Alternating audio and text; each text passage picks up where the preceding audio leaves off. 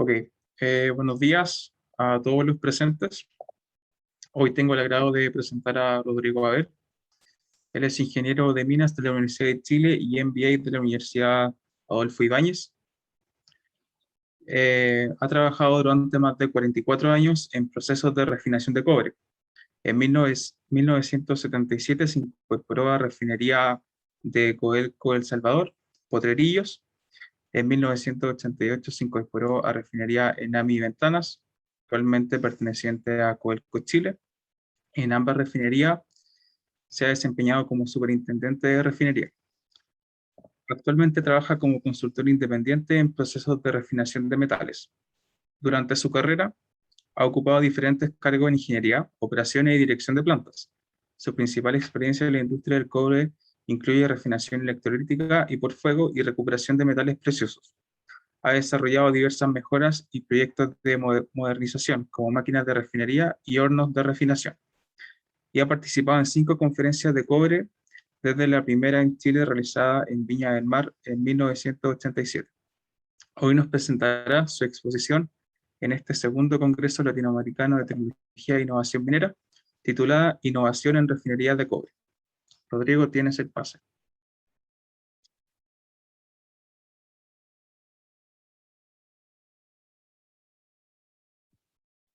Ya, muy buenos días. ¿Se escucha bien? ¿Estamos? Está bien, Rodrigo. La Ya. presentación se ve bien. Ya. Muy buenos días. Yo ya... Ya, ahí está la presentación. Es un agrado estar en este evento y poder conversarles un poco sobre el proceso de la refinación electrolítica del cobre. Yo entiendo que esta es una parte del proceso completo de la minería del cobre.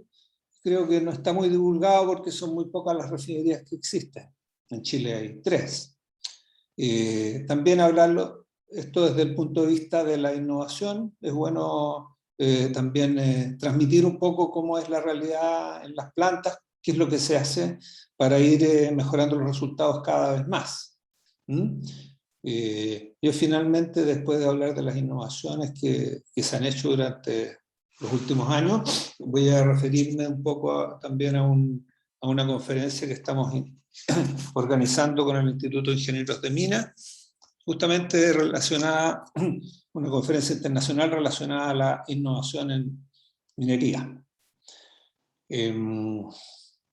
Bueno, empezando con el tema, el proceso de refinación electrolítica, nosotros tenemos, que está en la última parte de la cadena de valor acá en Chile.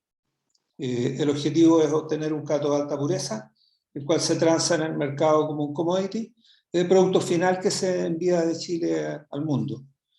El cobre electrolítico, el año pasado Chile exportó 900.000 toneladas de cobre electrolítico, en un total de 15 millones que se producen en el mundo.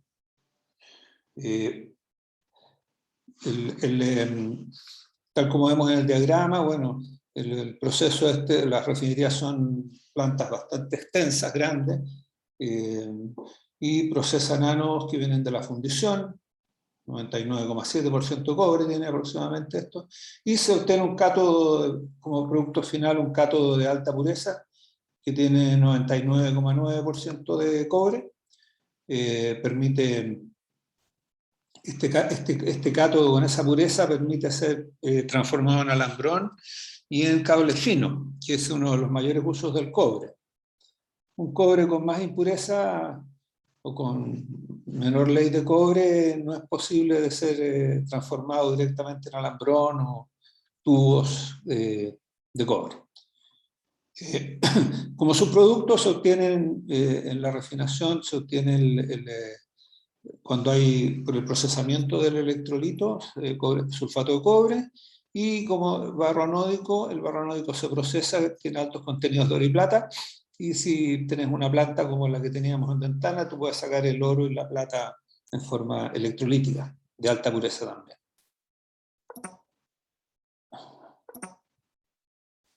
Ya, el proceso mismo, el diagrama de flujo, bueno, el principal aquí tenemos una celda comercial, una celda electrolítica, en la cual participan ánodos y cátodos. El ánodo es el que viene de la fundición, y el cátodo puede ser cátodo inicial o, como vamos a ver más adelante, un cátodo permanente, una placa de acero inoxidable. Luego, un proceso de unos 8 días, se obtiene un cobre electrolítico, un cátodo final de 120 kilos, ¿no es cierto?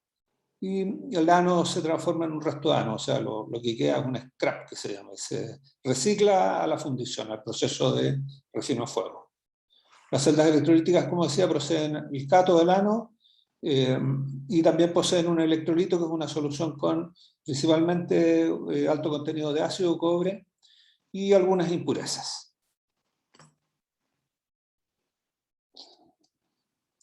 Una planta de una refinería que se observa a las ventanas cuando se hizo el año 95, me parece, una ampliación, pero en general las refinerías son de esta forma, tienen una gran superficie con las celdas electrolíticas. Esta refinería tiene 2000 celdas aproximadamente, y en cada una de ellas hay alrededor de 40 ánodos y cátodos, en cada una. Aquí hay áreas de trabajo donde se produce el cátodo inicial, una lámina que se deposita sobre una placa de titanio, y posteriormente se envía a una máquina que prepara el cátodo para ser cargado en la celda junto con el ánodo que viene de la fundición, de refino a fuego. El ánodo, por su parte, también se procesa antes de cargarlo, principalmente para darle una alta calidad física de verticalidad, que no tenga torceduras, ¿no es cierto?, y que tenga un buen contacto eléctrico bajo las orejas para la celda.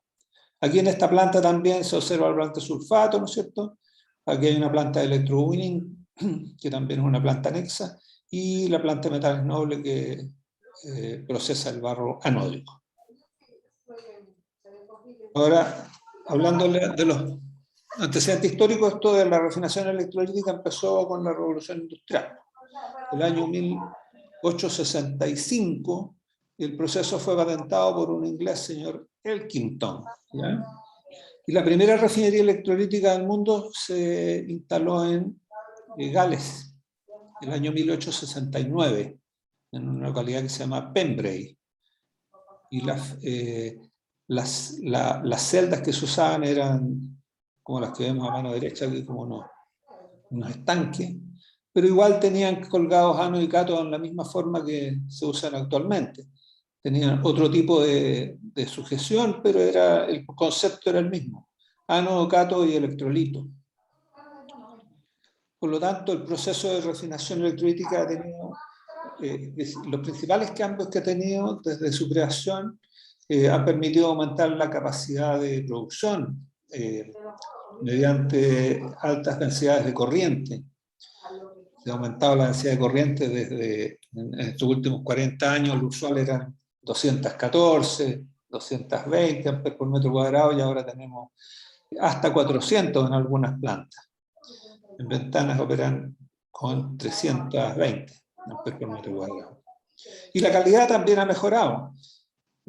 Cuando se creó esto, se sacaba un cobre de 99,9, ahora se saca un cobre de 4,9 de alta pureza. Las impurezas ahora son del orden de 90 ppm en total. Originalmente eran alrededor de 100. Perdón, de 500 partes por millón. Entonces, las principales mejoras que se han hecho corresponden a la optimización del diseño de los electrodos, sistemas avanzados de circulación del electrolito y aplicaciones de mecanización, monitoreo y automatización de procesos. Ahora vamos a ver algunos ejemplos. Por ejemplo, una cosa que en su época era muy apreciada en la década de los 70, fue el proceso de inversión de corriente, que fueron unos búlgaros los que los patentaron, y que era bien interesante porque en esa época se trabajaba con 215 amperes por metro cuadrado, y al aplicar este sistema tú puedes llegar hasta 290, un salto grande. Esto de la densidad de corriente tiene que ver directamente con la producción. Por lo tanto, tú subías los 15 a 290, aumentabas la producción de forma relevante. Y en ventanas se instalaron rectificadores de este tipo, y lograron operar con harto tiempo con alta densidad de corriente, hasta que se descubrió, hicimos pruebas en plantas piloto y también en circuito industrial, que con la calidad de los ánodos, que no tenían altos contenidos de níquel o de impureza, era posible evitar esto de la inversión de corriente y trabajar con igual una densidad de 290, pero sin invertir la corriente. Esto de la inversión de corriente era un sistema que igual la corriente era continua, pero se aplicaba en sentido positivo y en sentido negativo. Cada cosa de segundos se aplicaba corriente positiva, después un par de segundos después negativa, y así iba subiendo y bajando. ¿Para qué? Lo que pasa es que cuando hay mucha corriente aplicada en una celda, junto al ánodo se genera la posibilidad de que haya pasivación. Pasivación significa de que se deposita sulfato u otro sólido en el ánodo y evita el proceso. Es una cuestión súper complicada porque finalmente genera altos consumos de energía eléctrica y muy baja calidad. Por el lado del cátodo, si se aplica alta corriente, se agota el cobre al lado del cátodo rápidamente, entonces hay que tener un muy buen sistema de circulación. Bueno, para evitar todos esos problemas de alta densidad de corriente era que se ocupaba la inversión de corriente. Yo lo menciono porque fue un proceso que en su tiempo fue muy novedoso, hasta que demostramos que no se necesitaba para la calidad del ánodo que estábamos procesando. Ya. Otra innovación que apareció también en los años, esto ya fue como en los años 90, el cátodo permanente. El cátodo permanente fue reemplazar el cátodo inicial que vemos aquí, que es una lámina de cobre, por una placa de acero inoxidable. Entonces, este tema lo inventaron o lo descubrieron los australianos en Mount Isa, y en Canadá la empresa Kid Creek también desarrolló su propio sistema de cátodo permanente. Esa fue otra mejora importante. En lo que es circulación del electrolito, bueno, aquí vemos una celda electrolítica, ¿no es cierto? Tenemos el ánodo, tenemos el cátodo, y así están alternados. Yo les decía que tiene alrededor de 40 ánodos y cátodos. Y el electrolito se agrega a la celda con una manguerita. Eso es lo normal. Entonces, algunas personas, por ejemplo, los ingenieros de la empresa Metop de Austria, diseñaron un sistema que en lugar de la manguerita ustedes ven entrar un tubo y el electrolito sale proyectado a través de una serie de boquillas a lo largo de la celda. Y esto es muy bueno porque permite llegar a la superficie del cátodo directamente con electrolito fresco y permite trabajar con mayores densidades de corriente. De hecho, las refinerías tienen refinerías operando con 400 amperes por metro cuadrado con este sistema. Y como les decía, lo normal ahora son 300 lo más 320. Otro sistema novedoso que se descubrió con el tiempo fue la forma de controlar los cortocircuitos. En las celdas entre ánodo y cátodo, a medida que progresa el proceso, de repente se forman nódulos y se junta el cobre entre el ánodo y el cátodo, y ahí la celda queda, ese par de electrodos queda inactivo. Por lo tanto, por un lado se baja la calidad del cobre y por otro lado baja la producción. Para evitar los cortocircuitos, un sistema que se descubrió, que se ideó, fue el medir voltajes por celda y compararlo con el promedio de las celdas del mismo tipo, que llevan el mismo tiempo de proceso, y sacar una tendencia y poder determinar a través de manejo de datos, un data logger, poder determinar dónde podíamos existir cortocircuitos o celdas donde hubiera malos contactos. Donde hay cortocircuitos, en general el voltaje baja, y donde hay malos contactos el voltaje es muy alto. Entonces el operador, al tener esta información procesada en un reporte a través del sistema computacional, puede detectar al tiro qué celda tiene problemas y dirigirse directamente a resolverlo. Ese sistema funcionó bastante bien Antiguamente lo hicimos nosotros en Potrerillo con cables, y ahora que hay esto del Bluetooth y las señales que se pueden enviar inalámbricamente, se está aplicando con ese esquema ahora. Otra forma de monitorear los cortocircuitos es en realidad con sensores infrarrojos. Hubo plantas que instalaron cámaras infrarrojas, otras plantas utilizan cámaras portátiles. Las primeras son cámaras grandes ubicadas en el edificio, las instalan en altura para poder monitorear todos los grupos de celdas, pero también es posible hacerlo manualmente con cámaras más chicas, ir revisando celda por celda para detectar, por ejemplo, las que están en cortocircuito, que son más oscuras, o las que están con malos contactos. Dependiendo del cortocircuito, pudiera ser que se calienta mucho la zona donde está ¿se fijan ustedes que hay un color más claro acá? Esas son mayores temperaturas y generadas por un cortocircuito que está presente y que al pasar mucha corriente por un solo conducto se calienta. Entonces, esa es la razón por la que con temperatura se puede discernir cuál celda tiene un cortocircuito o dónde están los cortocircuitos.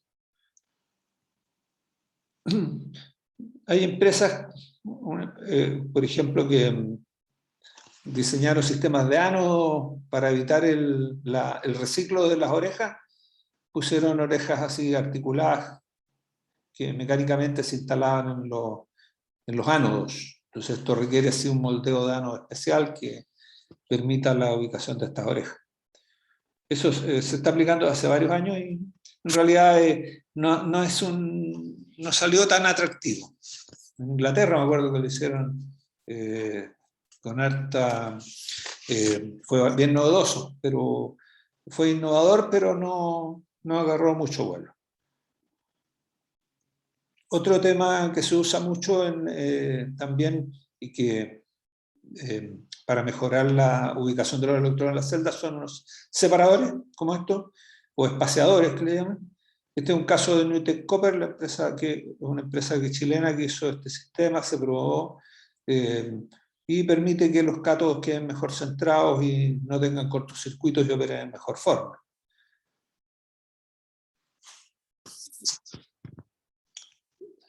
Aquí mostramos celdas electrolíticas de gran tamaño, que es la tendencia ahora. Yo la muestro porque hubo un tiempo una empresa japonesa que se llama Onahama,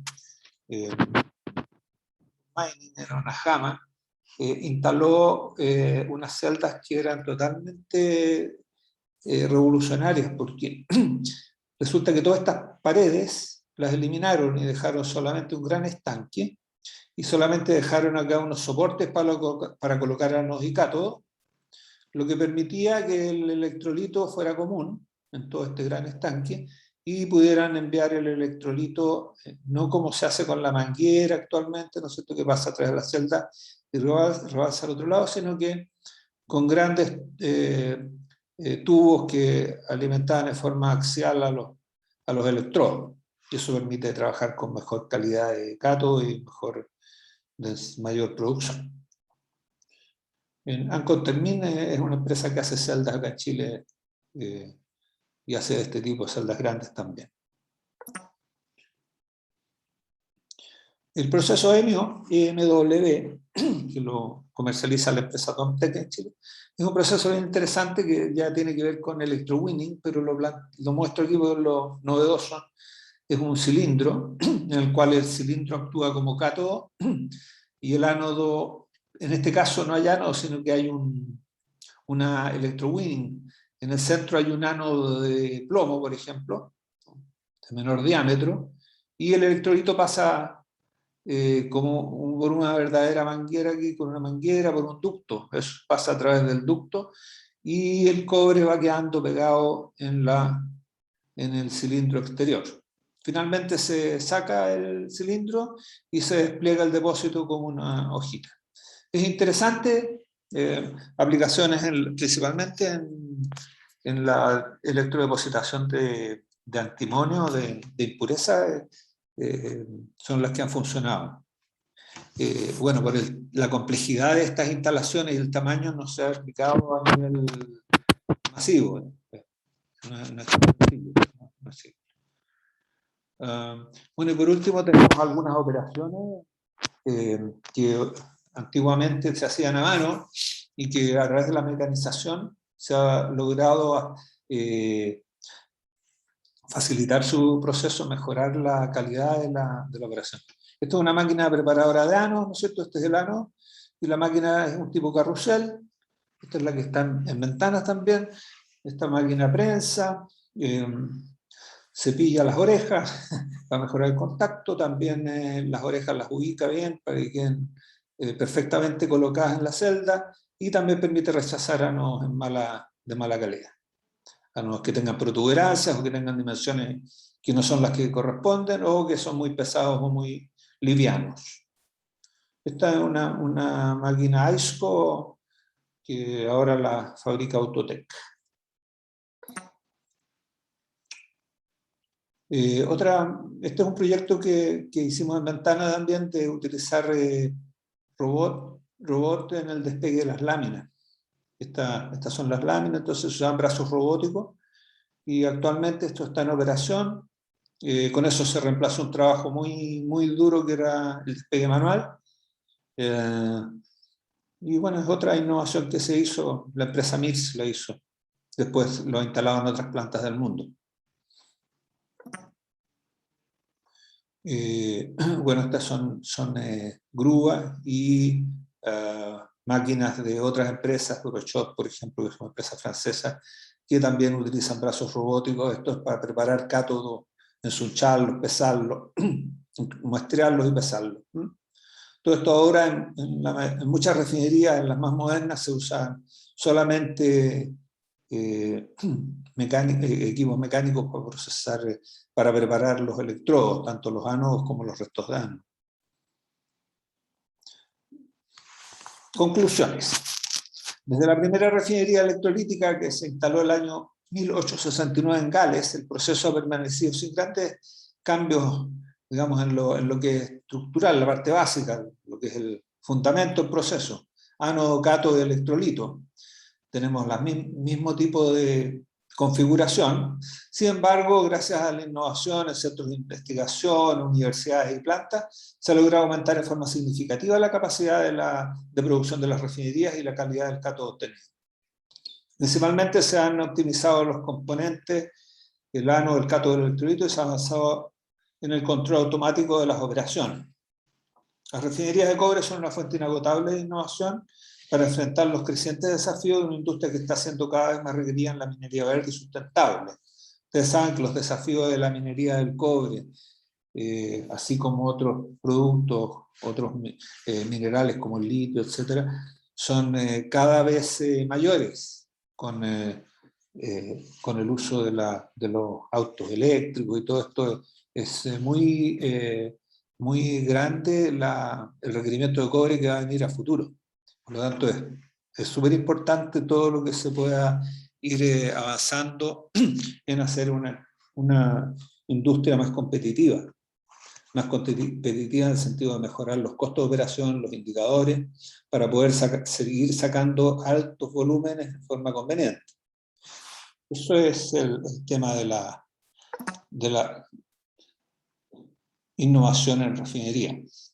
Y por último, quería compartir con ustedes una conferencia internacional que está organizando el Instituto de Ingenieros de Minas en conjunto con el GMAP, que es un organismo que reúne a todos los institutos del mundo occidental, por lo menos. Un evento internacional tipo conferencia que se van a hacer para destacar los avances, investigación y desarrollo de los procesos mineros metalúrgicos, digitalización, automatismo y otros.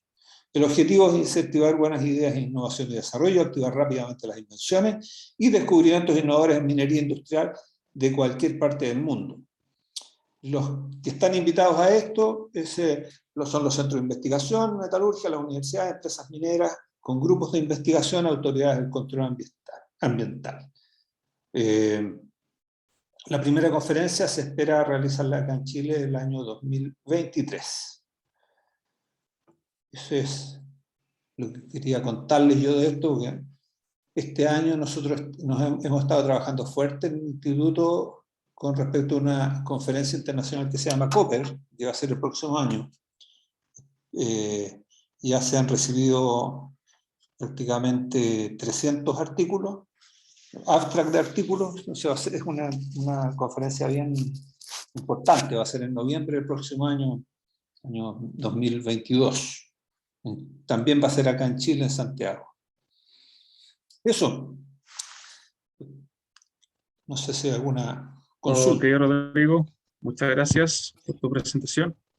Sí, recordarle a todos los asistentes que están dentro de la sala que Rodrigo es el representante del Instituto de Minas de Chile en esta conferencia organizada por los capítulos estudiantiles de Latinoamérica. Y sí, hemos visto y sabemos muy bien todos que no han habido muchos cambios en los fundamentos, pero sí en la automatización del proceso. Esto también se ha llevado a cabo para un poco más de seguridad dentro de la operación.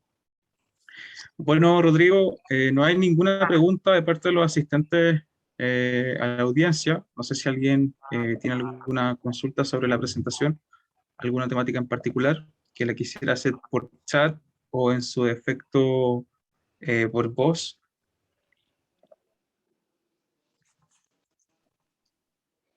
Si no es así, a mí me surgieron un par de consultas técnicas, Rodrigo, si te las puedo comentar. Sí, por favor. Bueno, ¿qué consecuencias en el producto final puede llegar a tener los cortocircuitos en la operación? Los cuatro, perdón. ¿Qué consecuencias en el producto Al final final. pueden llegar a tener los cortocircuitos dentro de la operación? Sí, pues los cortocircuitos es imprescindible controlarlos porque si tú tienes cortocircuito, la corriente se va por ellos, digamos. Cortocircuito es cuando se junta el ánodo y el cátodo, ¿ya? Hay un nódulo, por ejemplo, se juntan los ánodos y la corriente empieza a pasar por ahí. Entonces ya ese par de electrodos queda inhabilitado, por lo tanto, la corriente se tiende a ir por ahí y la celda misma queda con mucho menos producción, te afecta directamente la producción. El consumo de energía también, porque tú gastas energía en pasar por una celda que no tiene uso, o sea, que no se está aprovechando. Claro, y con respecto a esa línea, ¿qué determina utilizar una mayor o menor densidad de corriente dentro de la misma operación de refinación? Sí, mira, la intención es siempre producir más con las instalaciones existentes. Ojalá aplicar la mayor densidad de corriente posible, pero es un desafío tremendo, no es fácil, porque uno diría, hacerlo es fácil, es mover una perilla y subir la corriente, pero si tú subes de un determinado valor, empiezas a tener grandes problemas de calidad, enormes. El cátodo se echa a perder. Como decía yo, con alta densidad de corriente, el electrolito en el lado del ánodo se concentra mucho y puede pasivar, y en el lado del cátodo se diluye y por lo tanto el depósito empieza a contaminarse. Por lo tanto, el objetivo es siempre subir la densidad de corriente lo más posible y para eso se le dan las mejores condiciones a la celda. Y bueno, eso está limitado justamente por estos problemas que te decía. Rodrigo, muchas gracias. Sí, y una última consulta. ¿Qué variables crees tú que son las más críticas dentro de una planta de refinación? ¿Sí? Bueno, principalmente el flujo de electrolito es relevante, la temperatura de la celda. Normalmente de flujo hablamos de 18 litros por minuto, 20, y la temperatura alrededor de 70, 65 grados centígrados. Esos son importantes, y el otro es la densidad corriente, como te decía, es un factor relevante. Temperatura, flujo, también está el espaciamiento entre los electrodos, tiene que ser una distancia muy parejita como la que vemos en la foto, para que el depósito sea a lo largo de toda la celda sea parejo, sea el mismo depósito y no se concentre en una parte. Entonces la distancia entre electrodos también es importante. La calidad química del ánodo es relevante también, la cantidad de impurezas que trae, cantidad de impurezas que podrían deteriorarte el cátodo y podrían generarte un problema grande. Es importante las concentraciones del electrolito también. Tú permites, a través del tratamiento del electrolito, te permite controlar algunas impurezas. Pero es importante, por ejemplo, el contenido de cobre ácido, como decía, también el cloruro. Es relevante porque afecta la calidad del depósito. Existen aditivos orgánicos que se agregan en el electrolito para mejorar la superficie del cátodo y evitar cortocircuito, y esa también es otra variable que se controla en una planta. La dosificación de reactivos, cuántos gramos por tonelada se agrega, eso es importante también. Eso yo diría que es lo más relevante en cuanto a los factores que influyen, las variables. Sí, Rodrigo, muchas gracias por las respuestas. Mira, al parecer no hay más preguntas dentro del chat, así que le agradecemos a todos los asistentes a esta segunda ponencia de la jornada de la mañana del segundo Congreso Latinoamericano de Tecnología e Innovación Minera. Les recordamos que durante la jornada de la tarde se realizará la primera ponencia a las 15 horas hora Perú y 5 horas de la tarde hora Chile, bajo la guía de la ingeniera Vanessa Sánchez, quien es docente de la Universidad Central del Ecuador. Gracias a todos por su asistencia. Gracias, Rodrigo. Gracias, Francisco. Gusto de verlos. Que estén muy bien.